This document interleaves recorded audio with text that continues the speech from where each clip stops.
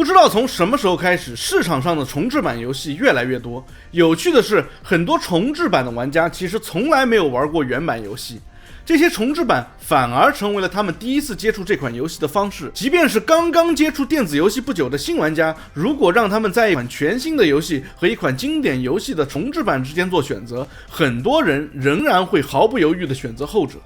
这可不是我在随口乱说啊，而是一家名为 MTM 的战略与洞察咨询公司发布的最新研究报告。这份报告显示，在他们调查采访的游戏玩家当中，有 90% 的玩家在过去的1年里玩过重制版或者重做版的游戏，其中 85% 的玩家从未玩过原版，而 76% 的玩家则表示他们对重制游戏非常感兴趣。那么问题就来了，为什么10几年前甚至是几十年前的老游戏，在经过重制之后，反而能打败那些大厂砸下巨资所打造的全新 IP 呢？大家好，欢迎来到豆频道，我是老九。很多人以为重制版游戏的成功只是靠情怀在收割玩家，但事实远比这要复杂得多。虽然说有些厂商的吃相确实难看，明明游戏都没出几年，画面本身就很好，却还是着急推出 remaster 版，根本就是毫无意义的抢钱。但是真正能在市场上取得成功的重制作品，他们的重制目标往往都是特别老的老游戏，除了少数例外，大多数都是在尊重原作设计逻辑的基础上进行的重构。上世纪90年代到21世纪初，被很多人称为游戏设计的黄金年代，那是一个资源有限但创意无限的年代。开发者无法依赖逼真的画面去掩饰内容的贫乏，所以他们必须在玩法、叙事和游戏的优化上下足功夫。那时的游戏往往结构紧凑、节奏流畅，规则简单却极具深度。而且因为互联网不像今天这么发达，逼的游戏厂商在游戏一经压盘出售之后，就不能再有任何问题。无论是恶魔城、塞尔达传说、生化危机还是最终幻想，这些如雷贯耳的 IP， 他们的核心设计理念至今仍然是整个行业的基石。如今重制版的流行，其实就是这些老游戏设计理念的回归。以生化危机2重制版为例，这款游戏在玩法上虽然引入了现代化的第三人称视角，但这其实并不是重点。其核心设计理念与原作保持了高度的一致性，才是它好评如潮的原因。原版强调资源的管理和策略的选择，玩家需要在有限的背包空间和弹药中做出取舍，以应对突发的敌人和环境威胁。重制版虽然增加了部分背包空间，但玩家依然必须精打细算，维持了和原作一样的紧张感和策略感。原版通过固定视角和有限的视野营造的那种压迫感，重制版也通过精心设计的环境、音效和敌人配置延续了这种恐怖的氛围。此外，解谜与探索依然是这款游戏的核心玩法，玩家需要通过观察、思考和环境互动去解决谜题。开发者在保留了这些值得推敲的经典机制的同时，再利用现代化技术让体验更加流畅和沉浸，才让老玩家可以重温经典，同时也让新玩家感受到生化危机系列的魅力。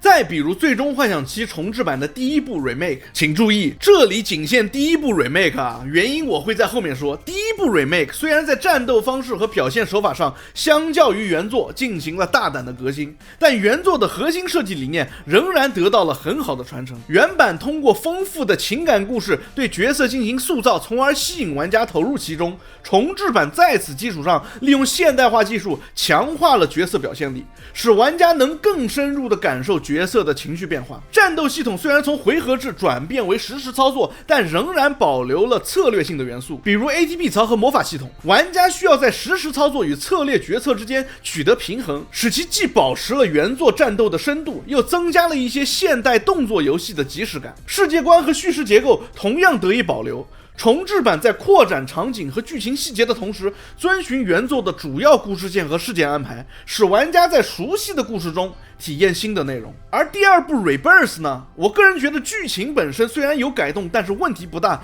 可是强行加入的各种小游戏实际上是一个很好的反面教材。这些现代游戏里才流行的元素恰恰违背了原版游戏的设计逻辑，改变了原作本来的节奏和玩法，也因此导致玩家的评价没有第一部那么高了。现在的游戏玩家早就看腻了千篇一律的开放世界和无尽的任务了，我们怀念那种有起承转合的完整体验，怀念那种能让我们从开头玩到结尾，而不是被无数支线任务拖垮节奏的游戏。那些优秀的重制版作品既传承了经典游戏的设计逻辑，又通过技术手段让表现手法更加的现代化。这些游戏同时拥有情怀与品质，它自然而然的就能在市场上击败那些高预算但灵魂空洞的所谓 3A 新 IP， 这让老游戏的设计哲学被重新重视，让开发商意识到游戏的本质首先是要好玩，而不是用一些没有意义的游戏机制尽量拖延玩家的在线时长。所以当这些经典作品被现代技术重新包装之后，就算是新玩家也会发现原来老游戏曾经这么有灵魂有深度。这种设计逻辑的复古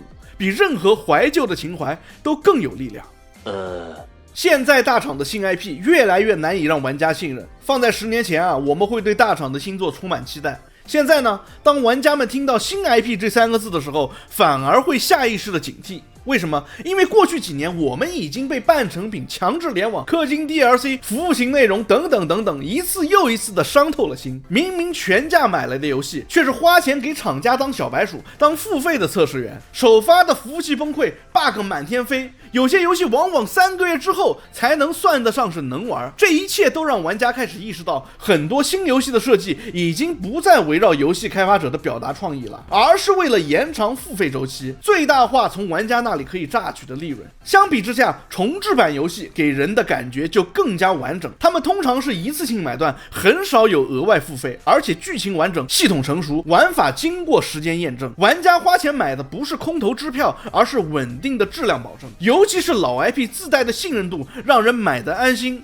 玩的也放心。正是因为花钱购买大厂的新作越来越像是一场赌博，才显得重制版更像是一份保险。我们宁愿花钱体验或者是重温10几年前的经典，也不想冒险尝试一个未知的新 IP。 有的时候甚至是老 IP 的新作，我们都不敢贸然尝试。这种心理的转变，恰恰反映了玩家群体多年来被商家欺骗后的自我保护机制的觉醒。而从商家的角度来看，重制游戏是一种几乎没有风险的项目。开发一个新 IP 意味着从零开始，他们需要验证市场、建立品牌、推广世界观、打造角色，而任何一个环节的失误都可能导致失败。而重制版则不同，它自带受众、自带口碑、自带情绪价值。与其冒险去开发一个可能抛开的新 IP， 不如安全的重置一个有情怀、有品牌、有粉丝基础的老游戏。在资本的驱动下，重制版成为了一种理性的选择，也是一种最低风险、最大回报的商业策略。但是游戏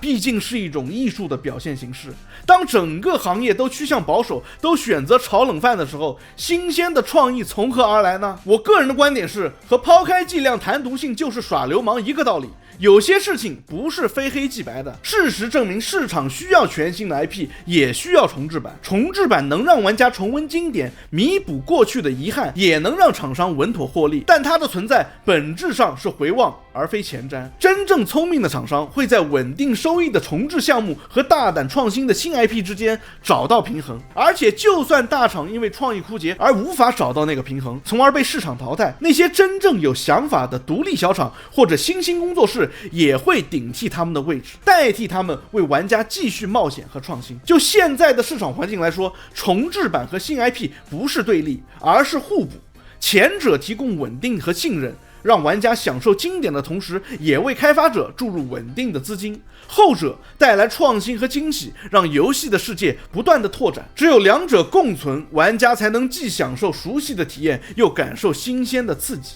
整个游戏行业也才能保持活力。Later. 最后我还想聊一个容易被忽略的现象那就是如今的重制版游戏已经成为了新玩家补课的主要渠道。过去几十年间，游戏文化的积累越来越厚，很多年轻的新玩家并没有亲身经历过那些经典的年代，但他们在社交平台 YouTube 和 B 站经常看到别人讨论诸如《暗黑破坏神2》、FF7、寂静岭等等这些名字，于是好奇心驱使他们去体验，而重制版刚好满足了这种需求。它既保留了原作的精髓，又让他们能在不忍受老画面和僵硬操作的情况下体验经典。对新玩家来说，这是一种文化的参与。与此同时，这些重置作品往往会成为他们入坑某个系列的入口。比如许多年轻玩家就是从《生化危机2》重置版才认识里昂和克莱尔，之后再回头去了解系列的历史的。重置版让经典游戏重新被消费，但这一次的消费者其实也换了一代人，就像小时候看的童话故事会有不同的版本一样。这也解释了 MTM 报告中的数据，也就是为什么85%的玩家玩过重置却没有碰过原版。总的来说，重置版不仅是怀旧的情怀收割，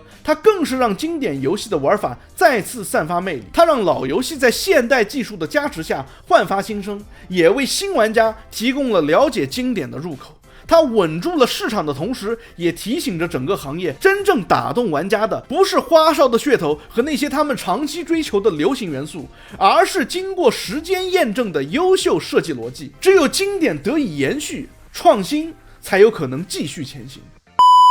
Anyways， 欢迎收看地主频道，感谢大家的陪伴。如果你也有对重置版游戏的看法，欢迎在评论区分享，也别忘了订阅、关注、点赞、收藏。我们下期见 ，Peace。这特好 I don't give a damn。我天，我觉得我是帮你省了100万，天哪，特好特好，你看你自己看。